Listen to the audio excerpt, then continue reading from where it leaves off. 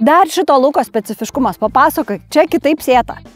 Jo, čia šitą lauką, jeigu matom platus tarpueiliai, čia Vederštatas darė reklamą, su to prosydu pačia, mano galva, tai yra pati šiuolaikiškiausia mašina, kokią tik tai galima įsivaizduoti.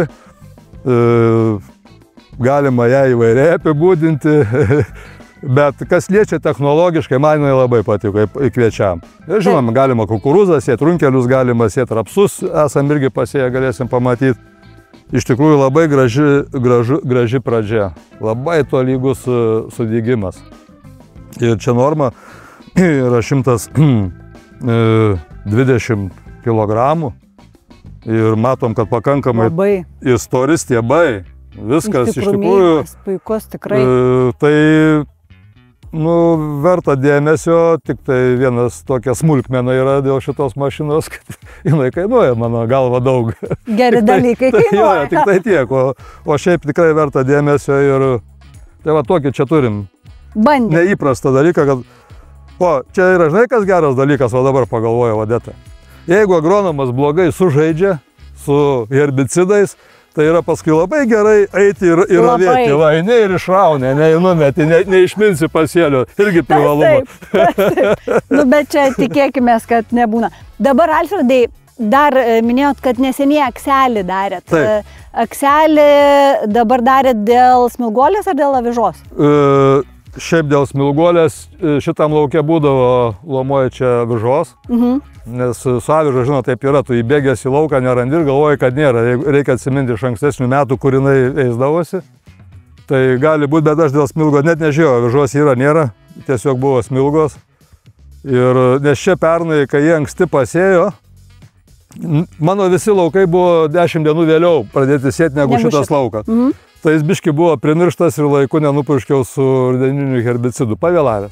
Galbūt dėl to čia jos nėra tiek daug, bet man biški nepatinka, jos per daug čia buvo, tai dėl to aš ir nupurškiau. Tuo pačiu yra aviža, jeigu bus, ten sutvarkys viską. Supratau. Kituose laukuose, kur naudodavau rudeninius, tai kai kurie visai švarūs, o kai kur reikdavo labai gerai paieškotos smilgos, tai ten faktiškai akselio nebenaudojau.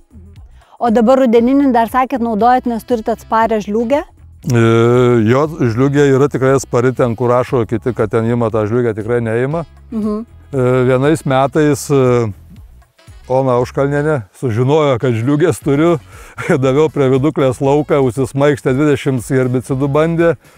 Nieks neparašyta, einu žiūrėjau iš tų 20, bet pavasaris buvo, aš iš rudens buvau nenupurškęs, padariau klaidą. Nežinojau, kad tai bus.